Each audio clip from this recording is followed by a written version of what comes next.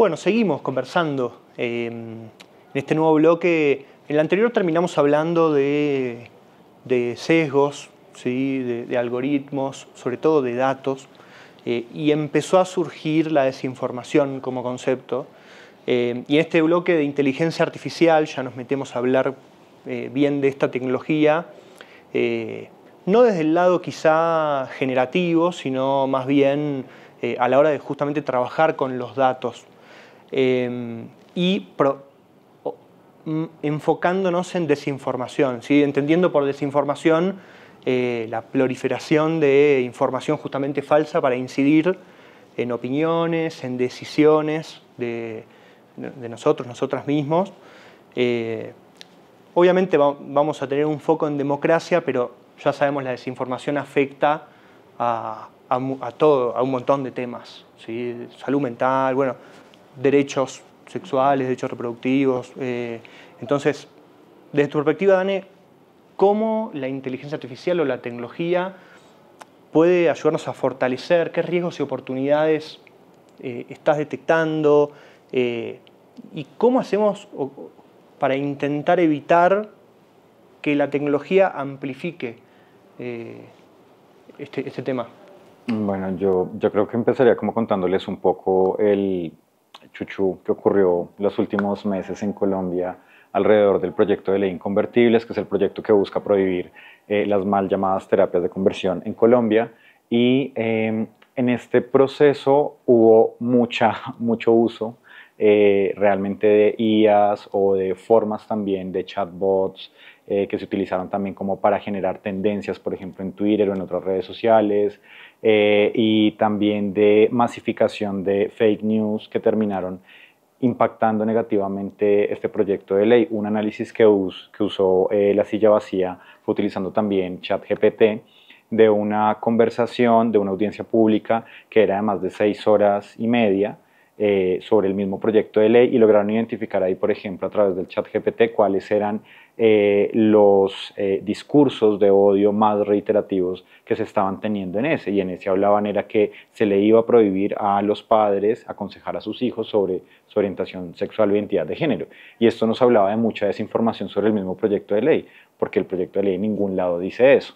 Y esta misma desinformación, digamos, como que lograron identificar a través de 11.000 tweets en qué momentos, qué personas, y digamos un montón de cosas que hay como detrás de esto que no entendíamos cómo es que estaba ocurriendo. Pudimos entender cómo y tener un análisis mucho más claro sobre las estrategias que utilizan a veces para justamente desinformar y masificar este tipo de noticias. Y creo que es como una posibilidad chévere que tenemos de un análisis rápido, porque esto ocurrió a finales de junio, el análisis de La Silla Vacía sale en agosto, y pues hoy ya estamos utilizando la información para decirle a las y les congresistas como, mire, estas personas de las que ustedes se confiaron, estas tendencias que hablaban de desinformación y esto que está ocurriendo alrededor del proyecto de ley es mentira y está comprobado y está usado. Y digamos, si hubiésemos tenido la posibilidad, yo creo que muchos años anteriores en, no sé, temas como el matrimonio igualitario o el plebiscito por la paz o un montón de temas que también socialmente requieren de mucha información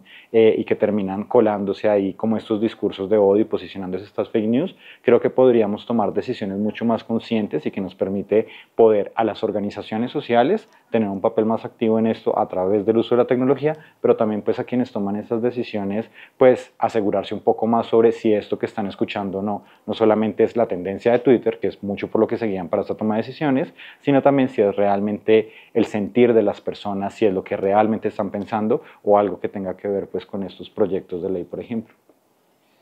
Bien, bueno, riesgos, en definitiva.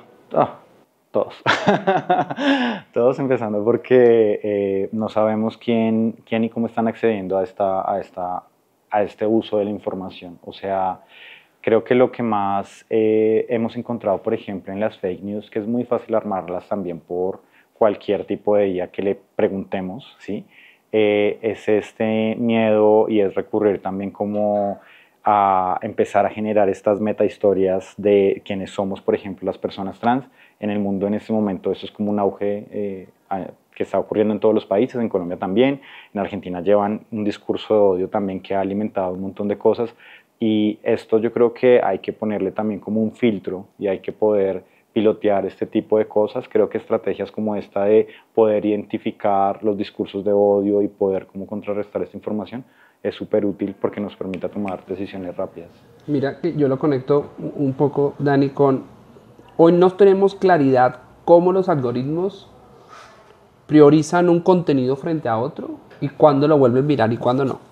Entonces, había un ejercicio de hagamos ejercicios de contenido sensacionalista que al final van a generar mayor interacción y por ende pues tengo más likes, más interacción, más seguidores y demás. A mediados hace unos 5 o 10 años, un poco más, Google contrató a grandes experimentadores para entender cómo el video del gatico se volvía viral y cómo hacían para que más personas pudieran crear contenidos que rápidamente, en cuestión de días, llegaran a ese ejercicio. Pero hoy ya no es el tipo de contenido, sino que el algoritmo no sabemos cómo logra volver viral una noticia sencilla que se vuelve sensación de un momento a otro y que transforman eso. Entonces puede pasar que mensajes de desinformación, de odio, que afecten los temas de democracia, fácilmente cojan aire, entran en un entorno donde replican y empiezan a escucharse, y empiezan casos como yo no entiendo por qué a veces estamos en esta conversación y Google me muestra lo que yo estoy escuchando y uno cree que es que Google lo está escuchando. Lo más complicado es que Google no te escucha, las redes sociales no funcionan así, sino que por el contrario, ellos después de haber visto todo un proceso de comportamientos, de entender lo que pasa en tu celular y entre las personas que están a tu alrededor, predice lo que tú vas a decir, que es todavía más complejo. O sea, no es que te esté escuchando, sino que él predice lo que tú supuestamente vas a decir, lo que supuestamente te va a pasar. Y eso se hace hace mucho tiempo. Y eso se hace mucho tiempo. Entonces, tener esa claridad de cómo se genera ese contenido sensacionalista y cómo esto, a final de cuentas, termina propagando mensajes que terminan generando odio, sesgos y demás, empiezan a propagarse, pero también entender cómo de alguna u otra forma los mensajes reales, la información verídica, lo que sale de campo, lo que hemos encontrado, también le damos esa forma para que pueda llegar a esa amplificación de la cantidad de personas que queremos que se enteren de la realidad y no de la desinformación que se empieza de, no, eso es un fake news. Lina hablaba antes de lo análogo, ¿no? Creo que acá toma una relevancia clave pensando en cómo contrarrestar la desinformación. Sí, en efecto, de hecho, precisamente lo que tú mencionas ha sido parte de las discusiones a veces que hemos tenido como equipo, cómo lo análogo complementa precisamente y valida si la información que nosotros estamos viendo en las redes pues es verídica o no. Ahorita tú hablabas, por ejemplo, de ChatGPT.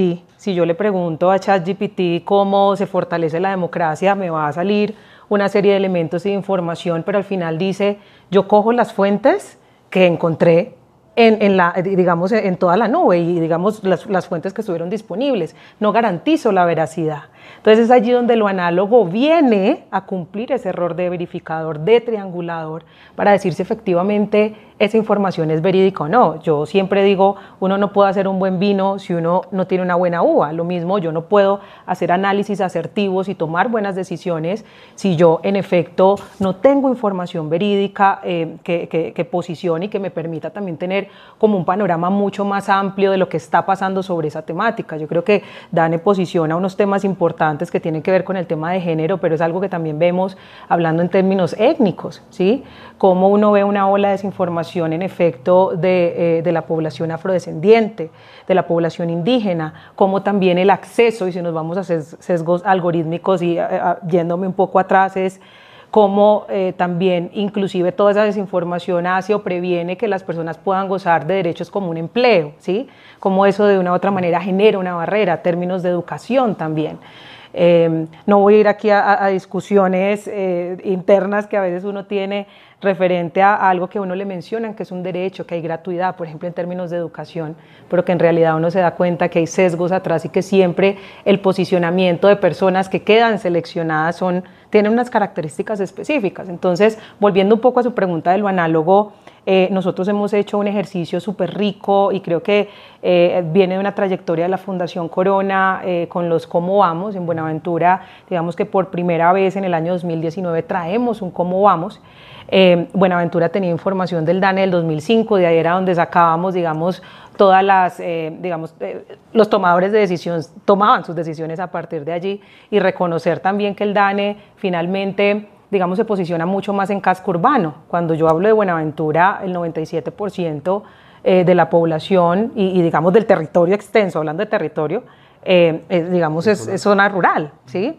Entonces, de ver que el Buenaventura llega en efecto para llegar a esas zonas tanto urbanas como rurales, para reconocer desde lo objetivo y los subjetivos qué es lo que está pasando y allí hacerle, digamos, un mapeo y un seguimiento a los indicadores de calidad de vida. Eso, digamos, que va cerrando un poco la brecha en términos de desinformación. La comunidad, además, creo que tú lo mencionabas, Hernando, siendo parte también del proceso, se va a interesar también de los datos y eso hace que de una u otra manera se vaya reduciendo. Pero eso no es, eso per se, no se puede hacer solo y no me puede generar una validación de información.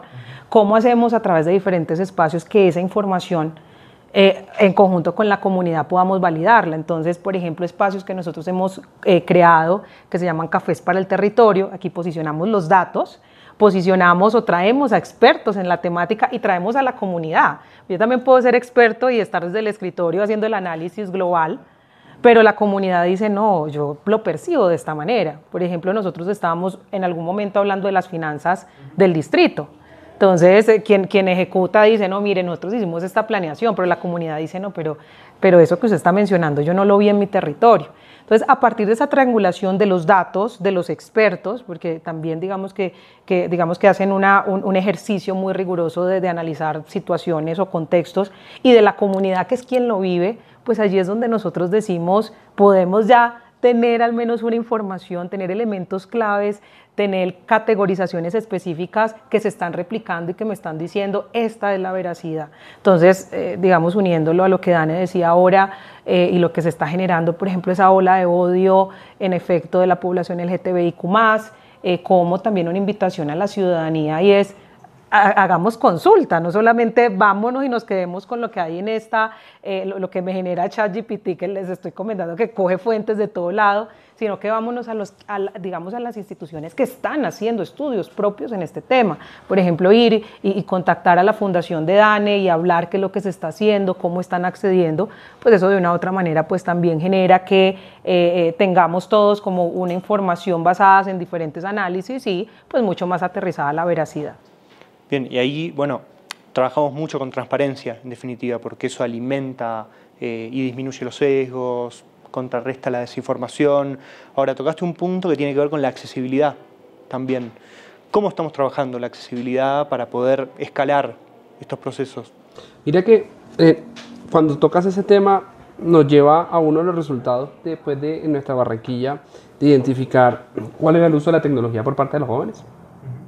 Y empezamos a identificar que en estratos 1 y 2 y 3 incluso hay un solo dispositivo móvil o hay un solo celular. Pues nos estamos preocupando primero por los sesgos, pero además el algoritmo como... Un celular por familia. Por familia. Por familia. Y en el mejor de los casos, esa es la única tecnología que hay en la casa, es un celular. Y nos estamos preocupando por la información que le llega al joven, pero al joven le llega información que está múltiple, alimentada por toda la familia, por el papá, por el abuelo, por el hermano, y ese es el celular que utiliza para hacer las tareas. Pero mientras él está haciendo la búsqueda en Google, le va a salir de una vez, no sé, un tema de sesgos. Entonces, la accesibilidad es importante porque va mucho más atrás, que era lo que mencionaba mucho más temprano. Hoy no somos un territorio que genera tecnología. Estamos viendo ya los efectos, pero no nos estamos viendo beneficiados por las oportunidades que genera la inteligencia artificial.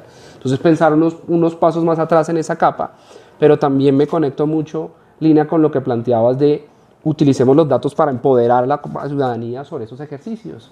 Y hemos tenido jóvenes que históricamente han sido invisibilizados porque son jóvenes y las narrativas en torno a la juventud en los tiempos recientes son negativos.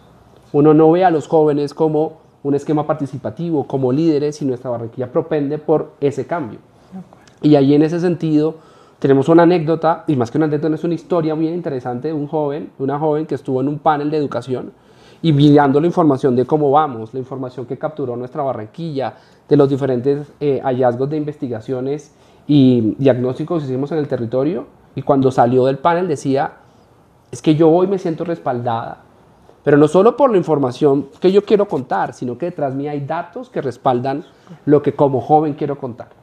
Entonces, es importancia de tener esa validación, de entender el poder que tienen los datos bien capturados, bien recopilados, y que sean entregados a la comunidad y en este caso a los jóvenes, definitivamente la transformación arranca por ser conscientes de cómo tomo decisiones, para qué la uso, y cuando yo vea información que es falsa, oiga, hagamos un poquito de clic de, ¿esto sí es real? O sea, me mandaron un video, y es lo que ha estado pasando con esos videos que utilizan deepfake, y que transforman voces, y uno dice, no, ese es el video de, espérate, eso no parece tan real, va a ser cada vez más difícil, pero por lo menos tengamos un background check, verifiquemos esto de dónde viene, y eso también viene un poco de la accesibilidad, y cómo logramos empoderar a la ciudadanía, y eso es una capa más de respuesta, y esa alfabetización digital, pero en esa gran capa entra la accesibilidad, y luego cierro con, si tú estás dando cuenta que eso no es real, tengamos mecanismos para que la ciudadanía pueda decir,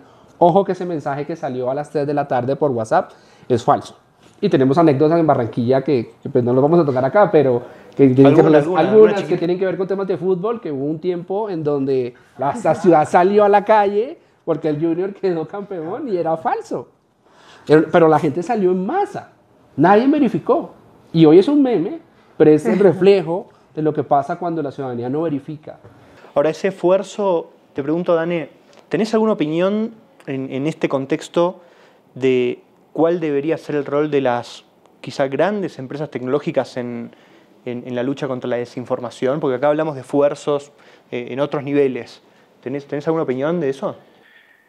Yo siento que hay un asunto ético ahí que todo el tiempo nos hace pensar sobre todo como cuál es la apuesta de la defensa de los derechos humanos de esas grandes empresas, o sea, porque es como una línea en la que suelen no trabajar, no hablarla, no posicionarla, y sobre todo que ese gris lo que nos posibilita es justamente una inestabilidad sobre a qué le están apuntando realmente, si es solamente a tener datos o si es solamente como a que más gente use su aplicación o use la inteligencia que están creando, o les interesa realmente que la información esté disponible a la gente. Entonces como que esas faltas de claridad a veces que quedan como en ese gris, lo que posibilitan es que una toque eso como con pinzas, ¿sí? Esto que tú mencionabas, por ejemplo, de utilizar, por ejemplo, ChatGPT y alimentarlo de expertos, de comunidad y todo, yo siento que pues es como un real que hay que tener también como y un diálogo pues mucho más directo con esas empresas, y es como pues lo que tú estás creando al final tiene que ser es una herramienta, un medio, no el fin. ¿Sí? O sea, como que también como poner esas claridades como sociedad nos va a posibilitar pues que estas auditorías, que estos procesos de veeduría pues estén mucho mejor alimentados. Y siento ahí que pues el tema de la invisibilización social pues es un tema que hay que abordar internamente. Nosotros trabajamos con varias empresas en temas laborales, por ejemplo, de personas trans, pero claro, nos dábamos cuenta que cuando se suben las hojas de vida, pues no aparece ninguna categoría que te permita identificar si una persona es trans o no. Entonces decían como, no, nunca se presentó personas trans, pero el sistema me arrojó tantos perfiles, no sé qué, y era como, no, sí se presentaron, pero el sistema que estás utilizando no tiene una categoría que permite identificar que hay personas trans postulando sus hojas de vida.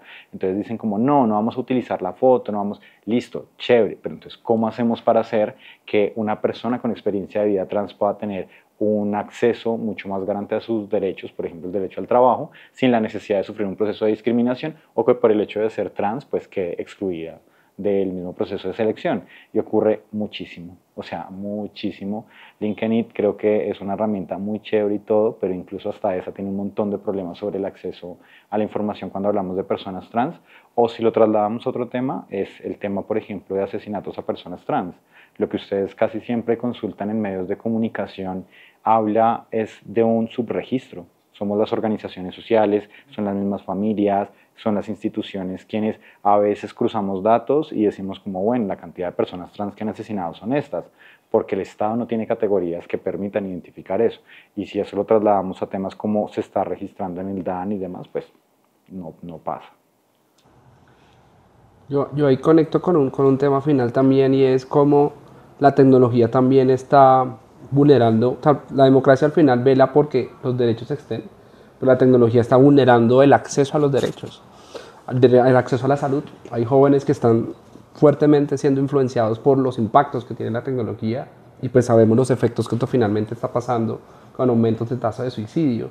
Jóvenes accediendo a temas de educación en donde por temas de accesibilidad no pueden participar en becas porque el algoritmo los sesga históricamente. Entonces, por ejemplo, incluso hay una problemática que se puede empezar a generar si tenemos algoritmos que terminan tomando decisión de cuándo se entrega un crédito o no. Y si es población que históricamente nunca ha tenido acceso a educación financiera, el algoritmo se va a venir alimentando con eso y va a decir, esa es una persona que no paga, por ende no le puedo entregar créditos, por ende no puede acceder a educación, por ende no hace una transición social en este ejercicio y queda por fuera de la ecuación. Entonces, entender también esos efectos contrarios de la tecnología y el rol, como planteaba Dani, del quien crea la tecnología. No puede ser simplemente yo creo la tecnología, hagamos control y hagamos normativa y ética sobre el uso y la persona. También hay que pensarse hacia adentro si el lucro es lo que está moviendo el desarrollo de la tecnología y cómo también estos impactos negativos posteriores también los están incorporando en ellos. No es solo salir al Congreso, Mark Zuckerberg, decir, ay, lo siento, perdón, nos incidimos en la elección del presidente, pero toca ir un poquito más atrás. Claro, de ahí mi pregunta vinculada al rol de las grandes tecnológicas en estos temas. Y evidentemente, creo que con esto ya podemos pasar de hecho al tercer bloque, tenemos que empezar a hablar de gobernanza, ¿no? A la hora de esa toma de decisiones y a la hora de no solo hacer veeduría. Bien, así que están ok, vamos al bloque 3.